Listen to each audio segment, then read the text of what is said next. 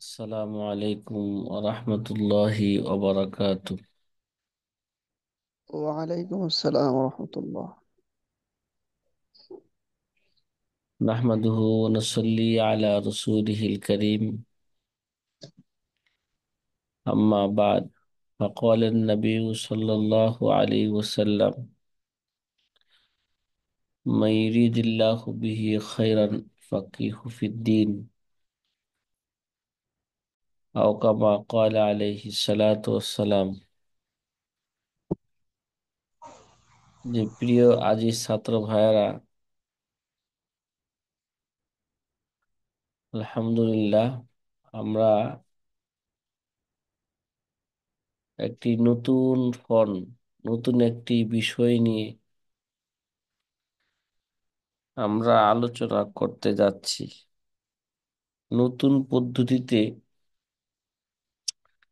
নামাজ রোজার স্থায়ী ক্যালেন্ডার বা সময়সূচি কিভাবে বের করা যায়, সেই বিষয় নিয়ে আমরা ইনশাআল্লাহ আলোচনা শুরু করতে যাচ্ছি।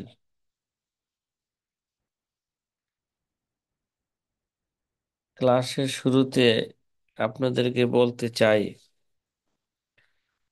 এই দর্সের মধ্যে যেই কদিনই অল্প দিন দর্স হবে, 2 সপ্তাহ বা 3 সপ্তাহ, এই দর্সের মধ্যে যদি কোনো একদিন বা 2 দিন এই ক্লাস বাদ পড়ে, তাহলে দেখা যাবে যে কোন একদিন গুরুত্বপূর্ণ দর্স বাদ পড়ার পরে সে এই বিষয়টা আর ভালো করে কি বুঝতেছে না। এই জন্য ক্লাসের শুরু থেকে শেষ পর্যন্ত ক্লাসে উপস্থিত থাকতে হবে, তাহলে ইনশাআল্লাহ বেশ ফায়দা হবে এবং অতি আগ্রহের সাথে। অনেক ছাত্র ভাই মনে করে যে করে নিবনে ভিডিও দেখে নিবেন, না না, ভিডিও দেখলে হবে না। এই জায়গায় সবকিছু ভিডিও দেখলে অবশ্যই কিছু হবে, কিন্তু মূল জিনিস এই জায়গায় যেখানে না বুঝলে জিজ্ঞাসা করা ছাড়া সমাধান হবে না। এই জন্য শুধু ভিডিও দেখলে তারা যেখানে জিজ্ঞাসা করতে পারবে না, এর জন্য ক্লাসে বসে এটা কি করতে হবে, হল করতে হবে। আপনাদেরকে একটা বাংলা এক পিডিএফ দিয়েছি, আত্তরিক ইলা তাখরিজ আওকাতিস সালাওয়াত নামে, ঠিক আছে? এই বাংলা পিডিএফটা মানে গতকাল বলছিলাম যে সমস্ত বিষয়গুলো, যেমন আসাল ফুতোয়া 2য় খণ্ড আমাদের মোতালা করতে হবে, ফাহমুল ফালাকিয়াত কি করতে হবে, মোলাকাত মোতালা করতে হবে। এই সমস্ত বা বিভিন্ন কিতাবকে সামনে রেখে মৌলিক জিনিসটা কিভাবে ছাত্রদেরকে শিখানো যায়, সময়সূচি কিভাবে বের করা যায়, এটা বাংলাতে একটা সহজ ভাবে আপনাদের সামনে কি করা হয়েছে, এটা পেশ করা হয়েছে। এই জায়গার সকল কথাগুলো কিতাবে মোতালা করলে কি পাওয়া যাবে না। কিতাবে মৌলিক বিষয় আছে, সূত্র আছে, ঠিক আছে, কিন্তু সব জিনিস কিতাবে পাওয়া যাবে না। এর জন্য বিষয়টাকে সহজভাবে বোঝার জন্যই এখানে বাংলা অনুবাদ করা হয়েছে। আমরা যে কিতাবটাকে দর্শের সামনে রাখবো সেটা বাংলা পিডিএফ, আত্তরিক ইলা তাখরিজি আওকাতিস সালাওয়াত, সাহারি, ইফতার ও নামাজের সময়সূচি প্রণয়ন নীতিমালা। এটার একটা সহজ বাংলা করছিলাম, এসো নামাজের সময়সূচি তৈরি করি। আত্তরিক ইলা তাখরিজ আওকাতিস সালাওয়াত। আমাদের ভিডিওর মধ্যে এই জাতীয় কি থাকবে, নাম থাকবে, শিরোনাম থাকবে, এসো নামাজের সময়সূচি কি তৈরি করা শিখি। এই একটা পিডিএফ আমরা ইনশাল্লাহ সাথে রাখবো ইনশাল্লাহ। এই পিডিএফটা আমাদের কাজের পক্ষ থেকে এটা কি করা হয়েছে, এটা বানানো হয়েছে। আত্তরিক ইলা তাখরিজ আওকাতিস সালাওয়াত। এই জন্য আমরা প্রথমে, যেহেতু এটা সহায়ক হচ্ছে আহসানুল ফতোয়ার দ্বিতীয় খণ্ড,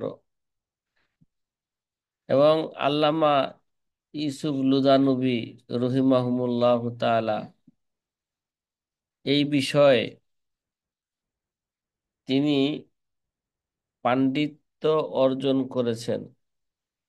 শুধু পাণ্ডিত্য বললেই চলবে না, তিনি আমাদের আলেমদের মধ্যে তিনি ভৌগোলিক কি ছিলেন, বিজ্ঞানিক ছিলেন।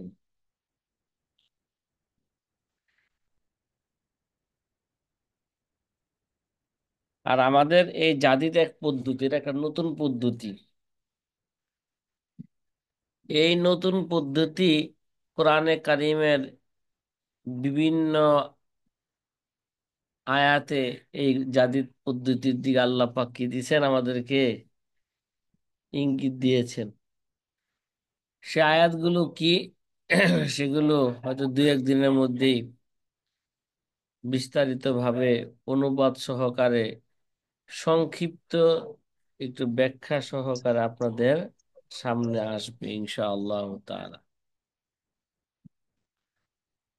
যাই হোক, আমরা গতকাল রাত্রে আমরা কি করেছিলাম, এই ক্লাস দর্শ উদ্বোধন হয়েছে।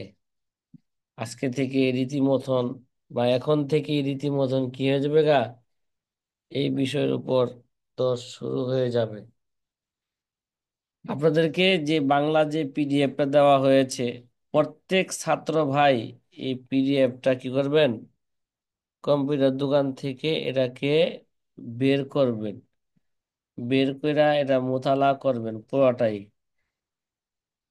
তারপরে দর্শে বসবেন। তখন কি হবে, বেশি ফায়দা হবে। যে আমরা আমাদের মূল আলোচনার দিকে আস্তে আস্তে আমরা ফিরে যাই। কোন দিকে বলেন, আমাদের মূল আলোচনা। জি সাথী ভাইয়েরা, আপনার বাংলা কি জি, দেখতেছেন? এটা দেখা যায়, বোঝা যায় আপনাদের সামনে যে দেওয়া আছে, আরো বড় দেখা করতে যায়। হবে? তারপর আরেকটু বড় দেখা যায়। করলাম নাকি? জি। জি। শুরুতে আমরা কিছু ভূমিকা স্বরূপ এখানে কিছু সংক্ষিপ্ত আকারে কিছু আলোচনা শুরু করা হচ্ছে। প্রারম্ভিকা। সকল প্রশংসা ওই মহান সত্তার, যিনি বানিয়েছেন সূর্যকে উজ্জ্বল আলোকময়, আর চন্দ্রকে স্নিগ্ধ আলো বিতরণকারী রূপে। অতঃপর নির্ধারণ করেছেন এর জন্য মঞ্জিল সমূহ, যাতে করে মানুষ চিনতে পারে বছরগুলোর সংখ্যা ও হিসাব। দুরূদ ও সালাম রসুল আরবি সাল্লাল্লাহু আলাইহি ওয়াসাল্লামের উপর, আমরা যার শাফাআত কামী, আমরা যার শাফাআত কামী। এখানে প্রথমে যে একটা আয়াতের অনুবাদই আনা হয়েছে, ঠিক আছে। আর রসুল আকরাম সাল্লাল্লাহু আলাইহি ওয়াসাল্লামের উপর দুরূদ ও সালাম কি করা হলো, পাঠ করা হলো। আরবি কিতাবে আল্লাহর প্রশংসা, রসুলের কি দুরূদ। পবিত্র কোরআনে আল্লাহ রব্বুল আলামিন ঘোষণা করেন, নিশ্চয়ই নামাজ মুসলমানদের উপর ফরজ নির্দিষ্ট সময়ের মধ্যে। সূরা নিসার 3 নম্বর আয়াত। ইন্না সালাতা কানাত আলাল মুমিনিনা কিতাবাম মাকুতা। এই আয়াতের মর্মকে সামনে রেখে এদেশের অনেক উলামায়ে কেরাম নামাজের সময়সূচি পেশ করেছেন। তাদের অন্যতম হলেন লালবাগ শাহী মসজিদ ও বাইতুল মোকাররম মসজিদের প্রাক্তন খতিব মাওলানা আমিমুল এহসান সাহেব নওয়ারাল্লাহু মারকাদাহু। তার একটা সংক্ষিপ্ত পরিচয় আছে, সেটা হচ্ছে তিনি শাইখুল হাদিস সাহেবের আল্লামা আজিজুল হক সাহেবের শালা। আল্লামা আজিজুল হক সাহেবের কি শালা, বা মামুনুল হক সাহেবের কি মামা। এরপর ইসলামিক ফাউন্ডেশন সহ দেশের অনেক সরকারি বেসরকারি প্রতিষ্ঠান থেকেও নামাজের চিরস্থায়ী সময়সূচি প্রকাশিত হয়েছে, তবে তার প্রায়ই ছিল পরস্পর বিরোধপূর্ণ। কি ছিল? দেখেন না, আমাদের দেশে উলামায়ে কেরাম যেই জিনিসে যায় ওই জিনিসের মধ্যে কি করে ইখতিলাফ করে। রাজনীতির ময়দানে গেল এক একজন এক এক পার্টি, দাওয়াতের ময়দানে গেল কি এক একজনের এক এক পার্টি। আরে ভাই, মাদ্রাসায় পড়াইতে গেলে দেখা যায় 2 দিন পরে এক উস্তাদ আরেক উস্তাদের সাথে মিলতেছে না, পরে যায় সে নিজেই কি করে একটা প্রতিষ্ঠান করে। আসলে এগুলো পুরাপুরি সঠিক নয়, যে একটা প্রতিষ্ঠান তো গড়তে হইলে তা ওইভাবে গড়তে হবে, বিশাল আকারে। হ্যাঁ, গড়তে হবে সকলের সম্মিলিত ভাবে, তাহলে এটা পুরোপুরি কি আসবে, ফলাফল তৈরি হবে। যাই হোক, আমরা সব জায়গায় কি করি, ইখতিলাফ করি, সমাধানে যাই না। আল্লাহ বলেন সমাধানে যাও, ওয়াতাসিমু বিহাবলিল্লাহি জামিআ ওয়ালা তাফাররাকু। কি যাও, সমাধানে যাও। ইনশাআল্লাহ মার্কাজুল ফিকরি ও দাওয়ার পক্ষ থেকে এমন একটা সময়সূচি বের করা হয়েছে, যদি এটা মার্কেটে এখনো আসে নাই, তৈরি হয়েছে ঢাকা জেলার কি সময়সূচি। আশা করি উলামায়ে কেরাম এই বিভিন্ন যে প্রকাশিত নামাজের সময়সূচির মধ্যে যেই বিরোধ দেখা যায়, এই বিরোধের নিরসন নিয়ে মার্কাজুল ফিকরি ও দাওয়া এক কে নামাজের স্থায়ী ক্যালেন্ডার নিয়ে এসেছে। ইনশাল্লাহ এটা তৈরি হয়েছে, আলহামদুলিল্লাহ। হয়তো আপনারা জানেন না এটা গত বছর কি হয়েছে, তৈরি হয়েছে। আশা করি এই বছর ইনশাআল্লাহ এটা কি আসবে, মার্কেটে আসবে ইনশাআল্লাহ। আমি আশা করতেছি যে অনেক কাজকে আমরা সহজ করে কি নিয়ে আসছে, আলহামদুলিল্লাহ। এখন শুধু বাকি আছে যে প্রতিটা জেলার এইভাবে কি করা, সময়সূচি তৈরি করা। এবং আলহামদুলিল্লাহ মার্কাজুল ফিকরি ও দাওয়ার যত ছাত্র আছে, আমি হিসাব করে দেখেছি এমন কোন জেলা নাই যে জেলায় কি মার্কাজুল ফিকরি ও দাওয়ার ছাত্র বর্তমানে নাই। যদি এই ছাত্রগুলো তাদের প্রত্যেক জেলার যদি সময়সূচি তারা এটা ভালো করে শিক্ষা করে, যদি সময়সূচি বের করে এবং মার্কাজুল ফিকরি ওয়াদ দাওয়ার মূল কেন্দ্রের সহযোগিতা নেয়, আশা করি কি হবে, তার জেলার সময়সূচি খুব সহজে বের হয়ে যাবে ইনশাআল্লাহ। আমরা প্রতি বছরই আমরা স্লোগান দিই ছাত্রদের মাঝে, আপনারা আপনাদের জেলার কি করবেন, যার যার জেলার সময়সূচি বের করবেন। কিন্তু এই পর্যন্ত খুব কম সংখ্যক ছেলেকেই পেয়েছি তার এই সময়সূচি বের করে মার্কাজে কি জমা দেওয়ার। পাইছি, কিন্তু খুব কি পাইছি, কম পেয়েছি। আমি আশা করি আপনারা যারা অনলাইনের যত ছাত্র ভাইয়েরা আছেন, মার্কাজের ঢাকা জেলার সময়সূচি তারা কিভাবে বের করছে, কিভাবে মাকালা তৈরি করা আছে, ঠিক আছে, এর একটা পদ্ধতি, একটা নিয়ম যে একটা সিস্টেম আছে, এগুলো প্রয়োজনে মার কাজে আইসা এগুলো কি করতে হবে, দেখতে হবে। দেখার পরে কাজ কি করতে হবে, শুরু করতে হবে। শিখার পরে কাজ শুরু করতে হবে। কাজের নাম কি? এসমে আজম। আরে ভাই, কাজ করলে এই কাজই আপনাকে কি নেবে, উপরে উঠায় নেবে। আর এর একটা নতুন একটা কাজ, এই কাজ তো সবাই জানে না। অনেক বড় বড় আলেম আছে, আলেম ঠিক, কিন্তু সে তো এই বিষয় নিয়ে কি করে নাই, বিন্দু পরিমাণ সে গবেষণা করে নাই। যার কারণে সে ওই বাজারের মধ্যে, মার্কেটের মধ্যে যে বিরোধপূর্ণ যে সময়সূচি আছে, এই সময়সূচিকে সে কি করে, ফলো করে। এইটা দেখে নামাজ পড়ে। এটা এটা ভুল হইলেও সঠিক, আর সঠিক হইলেও কি, এটা সঠিক তার কাছে।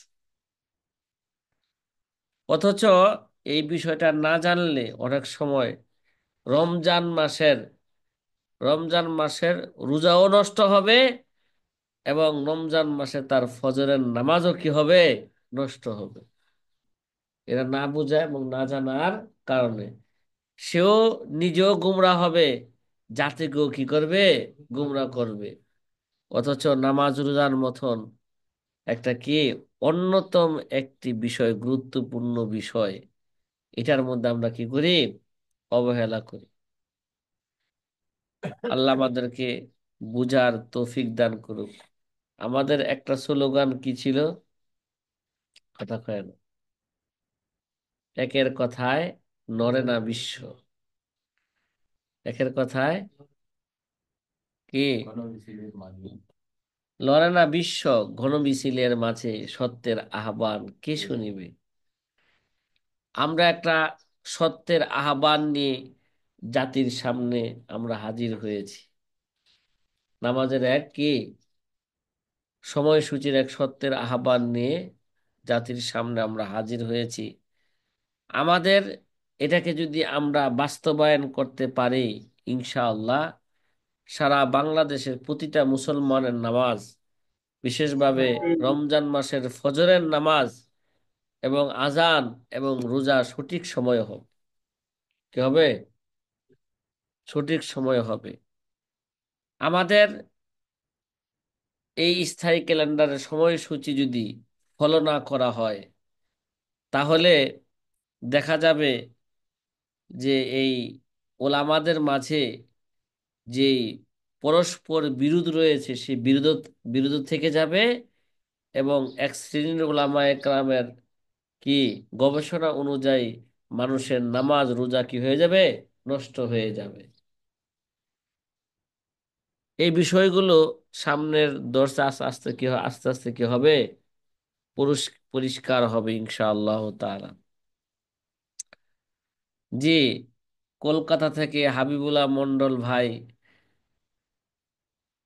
যে চিন্তা করতেছে, হুজুর তো শুধু বাংলাদেশের কথাই বললো, কি বললো না, হ্যাঁ, আমাদের ইন্ডিয়ার কথা তো হুজুরে বললো না। জি, হাবিবুল্লাহ মন্ডল ভাই, আপনি কি আমার কথাগুলো শুনতেছেন? জি। জি আলহামদুলিল্লাহ শুনছি, জি শুনছি।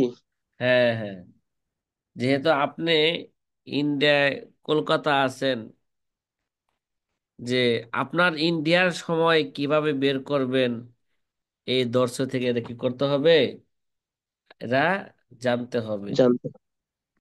আমরা তো শুধু বাংলাদেশের নামাজের সময়সূচি বের করব না, ঠিক আছে, জানবো না। এটা হচ্ছে সারা পৃথিবীর নামাজের সময়সূচি, যাতে করে আমরা বের করতে পারি।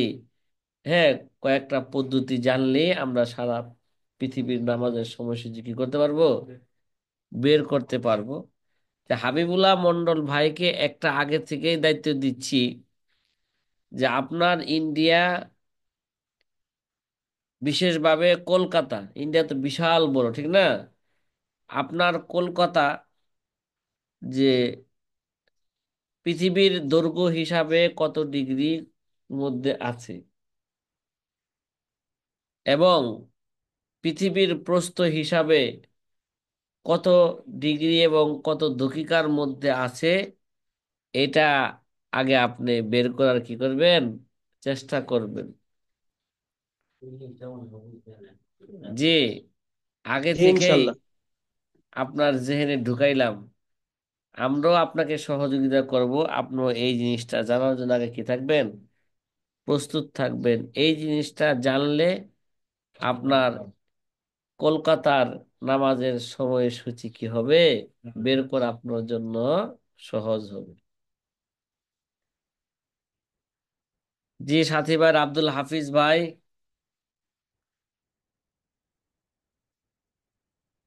কি আব্দুল হাফিজ ভাই, কথা বলছেন না যে? এবার বললাম যে তবে প্রায় ছিল পরস্পর কি বিরোধপূর্ণ সময়সূচির মধ্যে। এই বিরোধের কারণে সাধারণ মুসল্লিদের মাঝে বিভ্রান্তি কি হচ্ছে, সৃষ্টি হচ্ছে। বিভ্রান্তি নিরসনের লক্ষ্যে বিষয়টির প্রতি গুরুত্ব দিয়ে কেন্দ্রীয় দারুল ইফতার সম্মানিত মুফতিয়ানে কেরাম মনোযোগী হন বাস্তব ভিত্তিক সময়সূচি নির্ধারণের প্রতি। এই জায়গায় কেন্দ্রীয় দারুল ইফতার বলতে বুঝাইছি Bashundhara Islamic research centre.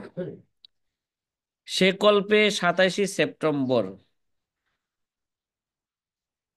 27শে September 1996 সনে বৈঠক করেন বাংলাদেশ আবহাওয়া বিষয়ক প্রধান অফিসারদের সঙ্গে।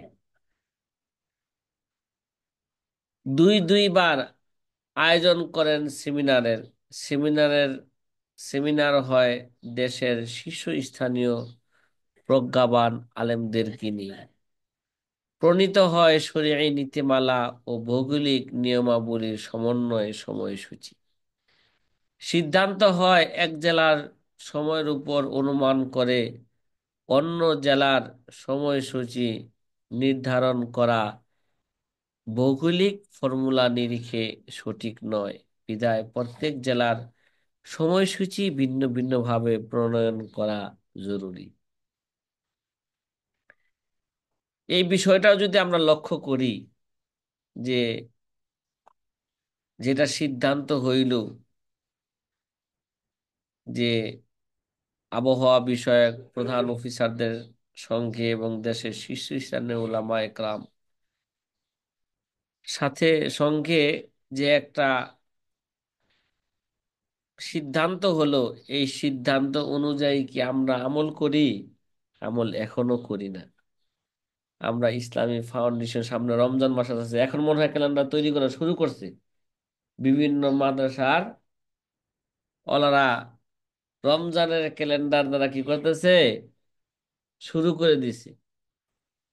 তারা রমজানের ক্যালেন্ডার কিভাবে শুরু করছে, বাইতুল মোকাররমের ঢাকা জেলার কি নিতেছে, সময়সূচি নিয়ে সারা বাংলাদেশে কি করতেছে, বাংলাদেশের মাদ্রাসারা এই ক্যালেন্ডার তৈরি করতেছে। আর ওই ক্যালেন্ডারের উপর নির্ভর কইরাই মানুষে কি করতেছে, নামাজ পড়তেছে, সিহরি খাইতেছে, ইফতার করতেছে। তে এইটা আমাদের ভৌগোলিক ফর্মুলা নিরিখে এগুলো কি নয়, সঠিক নয়। শুধু সঠিকই নয়, বরং এগুলোতে অনেক জায়গায় অনেক জেলায় এর উপর আমল করলে নামাজও নষ্ট হবে, রোজাও কি হয়ে যাবে, রমজান মাসের রোজাও নষ্ট হয়ে যাবে। এর জন্য আমরা জাতিকে আমরা জানিয়ে দিতে চাই, না, ইসলামী ফাউন্ডেশনের যে ক্যালেন্ডার যেটা আছে, এটা আপনার জেলার জন্য, শুধু ঢাকা জেলার জন্য বা পার্শ্ববর্তী জেলার জন্য বিশেষভাবে প্রযোজ্য, কিন্তু এটা দূরবর্তী জেলার জন্য এগুলো কি নয়, প্রযোজ্য নয়। সুতরাং আপনারা এই ধরনের ক্যালেন্ডার ছাপানো থেকে কি করেন, আপনারা বিরত থাকেন। একের কথায় নড়ে না বিশ্ব।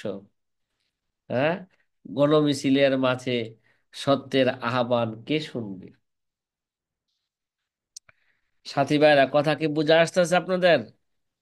উস্তাদ জি, এখানে তো বলে দেয় যে ঢাকা জেলা থেকে খুলনা জেলা এ- 4 মিনিট আগেই এগুলো ইফতারি বলে করতে হলে দেয়, 3 এগুলো আমাদের ভৌগোলিক, হ্যাঁ, ফর্মুলার নিরিখে এগুলো কি নয়, সঠিক নয়, এটা অনুমান। অনুমান করে বলে দেয়, না না, আপনি অনুমান হবে কেন?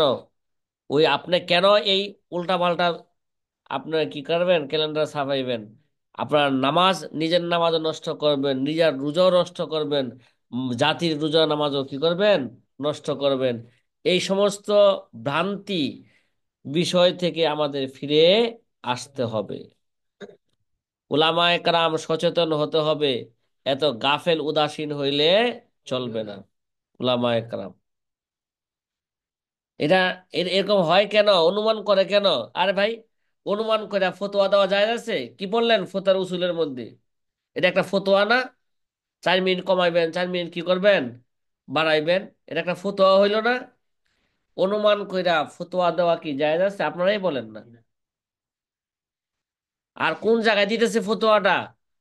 নামাজ রোজার মতন গুরুত্বপূর্ণ এবাদতের মধ্যে। অথচ আল্লাহ কোরআনে বলেন, ইন্না সালাতা কানাত আলাল মুমিনিনা কিতাবাম মাওকুতা। নিশ্চয়ই এই নামাজ প্রত্যেক মুসলমানের উপর নির্দিষ্ট সময়ের মধ্যে পড়া কি ফরজ। আর সেই জায়গায় একটা গুরুত্বপূর্ণ কাজে আপনি অনুমান করে ফতোয়া দিচ্ছেন। আর ফতোয়া তো দিচ্ছেন, তো দিচ্ছেনই, এই বিষয়ে আপনি মিনো আন কিছুই জানেন না।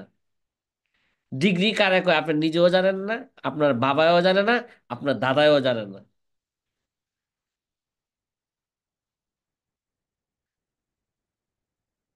এবার কথা কি বুঝে আসতেছে আপনাদের? বক্ষমান প্রবন্ধে দেখানো হয়েছে, বাস্তবতার ভিত্তিতে শরঈ নীতিমালা ও ভৌগোলিক নিয়মাবলীর সমন্বয়ে কিভাবে প্রত্যেক জেলার সময়সূচি বের করা যায়। কিভাবে প্রত্যেক জেলার কি সময়সূচি বের করা যায়। বিষয়টি অভিজ্ঞ উস্তাদের কাছে না পড়লে এই প্রবন্ধ তেমন সহায়ক করবে না সময়সূচি তৈরির ক্ষেত্রে। তবে গুণীর গুণ, মাটি খুঁড়েও কে পানি বের করতে কি হয়, সক্ষম হয়। এই বিদ্যার পিছনে যুগে যুগে বহু সৌরবিদ তাদের মেধা কি করেছে, ব্যয় করেছে। তো একটা সৌরবিদ্যা যুগ যুগ ধরে এর পিছনে মেধা ব্যয় করেছে। আমাদের ওলামায়ে কেরাম কি ওইভাবে মেধা ব্যয় করেছে এর জন্য? কথা কয় না। হ্যাঁ, ওলামায়ে কেরাম মেধা ব্যয় করেছে আমাদের কদিম পদ্ধতি নিয়ে।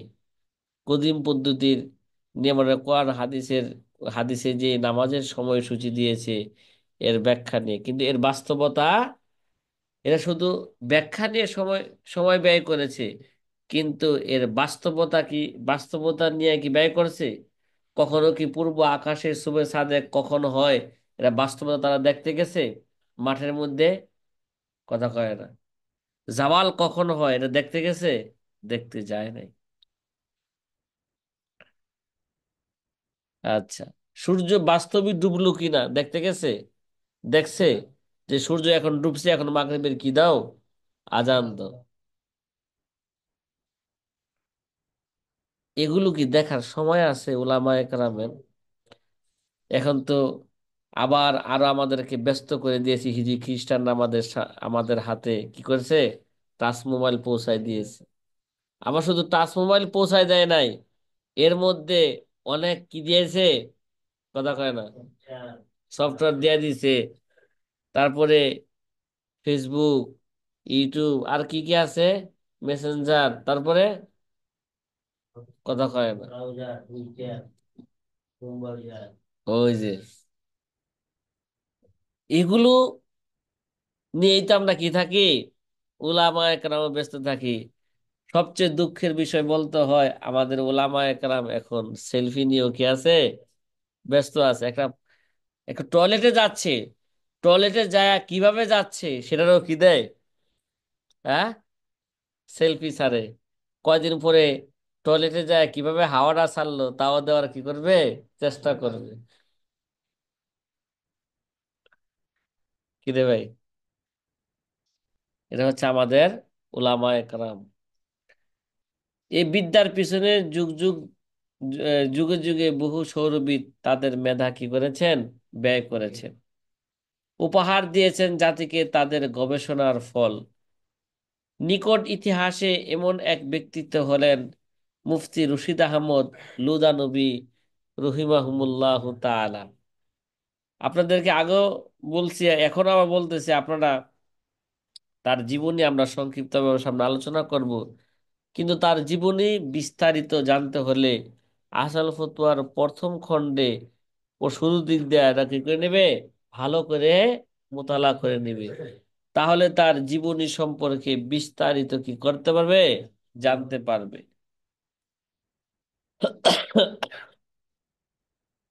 মুফতি রশিদ আহমদ লুদানবী রহিমাহুমুল্লাহ তাআলা, যে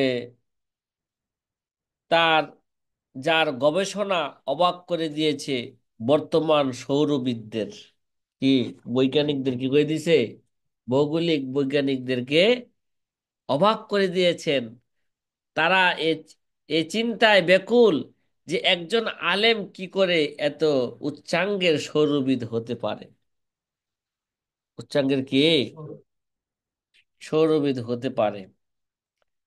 তার রচনা পড়ে তারাই চেতনার উদ্বুদ্ধ একক ব্যক্তিত্ব হলেন। তার রচনা পড়ে তারই চেতনায় উদ্বুদ্ধ একক ব্যক্তিত্ব হলেন, হ্যাঁ, আমাদের উস্তাদ।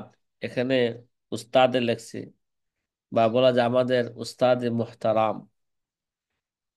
এটা আমি আমার পক্ষ থেকে বলতেছি, আমার উস্তাদ কি, আমাদের অনেক উলামা একরামের কি উস্তাদ, বিদগ্ধ মুফতি হজরত হজরত জালালউদ্দিন আহমদ সুবহানী রহিমাহুমুল্লাহ তাআলা। এটা আমরা হুজুরকে সংক্ষেপে বলতাম সাতখানিয়ার হুজুর। বসুন্ধরা ইসলাম রিসার্চ কি বলতাম,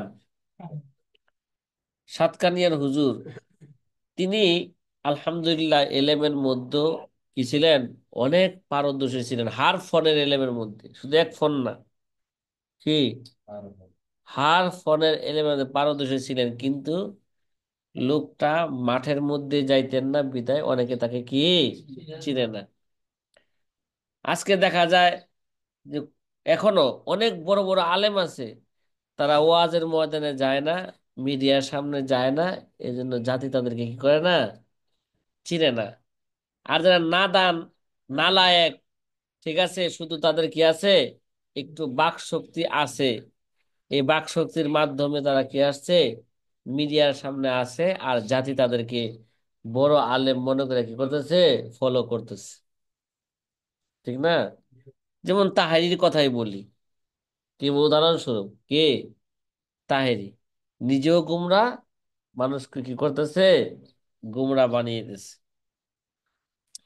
আমাদের এই উস্তাদ সাতখানিয়ার হুজুর, তিনি মার্কাজুল ফিকরির ইসলামী রিসার্চ সেন্টার বসুন্ধরার সর্বস্বীকৃতি বুজুর্গ ব্যক্তি ছিলেন, যার নির্লস ও নিঃস্বার্থ ত্যাগে এই বিদ্যার সাথে পরিচিত হচ্ছে ইফতা বিভাগের তালিবি এলেমরা। হুজুর তো ইন্তেকাল করেছেন, আমরা হুজুর থেকে এই বিদ্যা কি করেছি, শিখেছি।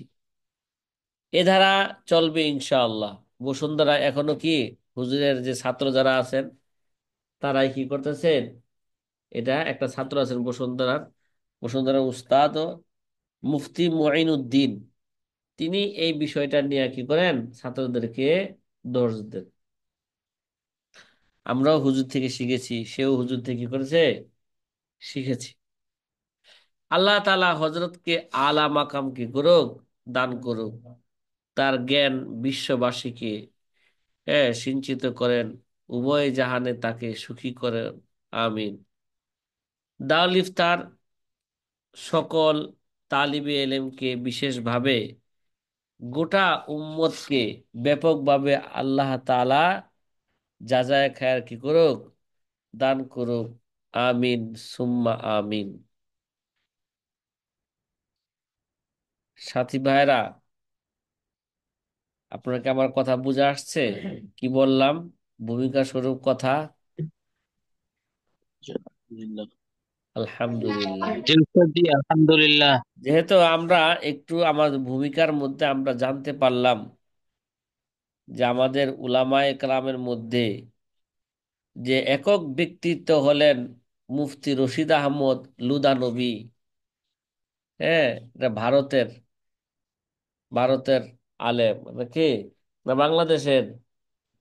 হ্যাঁ, ইন্ডিয়ার ভারতের আলেম।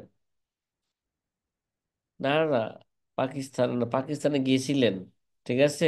তার জীবনটা, সর্বশেষ জীবন কোথায় কাটাইছেন? পাকিস্তানে কাটিয়েছেন, কিন্তু ভারতের লোক। আমাদের উস্তাদের কে বলা যায়? আমাদের কে? উস্তাদদের উস্তাদ। এই জন্য তিনি এই বিষয়ের উপরই পাণ্ডিত্য অর্জন করে আসল ফতোয়ার দ্বিতীয় খণ্ডের মধ্যে তিনি কি করলেন, সেটা প্রকাশ করলেন। সারা পৃথিবীর সময়সূচি কিভাবে নির্ণয় করা যায়। আল্লাহ তাআলা হজরতকে জান্নাতের আলা মাকাম দান করুক। আমরা আমিন। দ্বিতীয় ঘন্টায় শুরুতে আমরা হজরতের সংক্ষিপ্ত জীবনী নিয়ে কি করব, আলোচনা করব ইনশাআল্লাহ তাআলা। 10 মিনিট পরে আবার পূর্বের ন্যায় কি দেওয়া হবে, লিংক দেওয়া হবে। আমরা সকলেই দর্শে থাকার কি করব, চেষ্টা করব। যে সময় ছাত্র বা দর্শে থাকে না, তাদেরকে আমরা কি করব, উদ্বুদ্ধ করব। এটা একটা নতুন ফোন আপনার জীবনের, কি এটা কি নতুন একটা ফোন জি। জীবনের মধ্যে। হুম। যখন নতুন যৌবন শুরু হয়, মনের মধ্যে কত জল্পনা কল্পনা কি হয়, শুরু হয়। এটা মনে করেন আপনার জীবনের একটা কি নতুন যৌবন। এই জন্য কল্পনা জল্পনা আনতে হবে, এটা আমার অবশ্যই শিখতে হবে, অর্জন করতেই হবে। আমার জেলার কি করতে হবে, স্থায়ী ক্যালেন্ডার আমারই কি করতে হবে, তৈরি করে জাতিকে উপহার দিতে হবে ইনশাআল্লাহ তাআলা। এই চেতনা আমাদের সকল ছাত্রদের কি করতে হবে, আনতে হবে। হয়তো 1 মিনিট সময় এই ঘন্টার হাতে আছে, যে আপনাদের কোনো প্রশ্ন থাকলে আপনারা 1 মিনিটে করতে পারেন।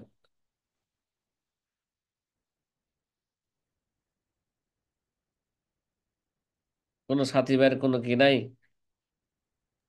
প্রশ্ন নেই আশা করি।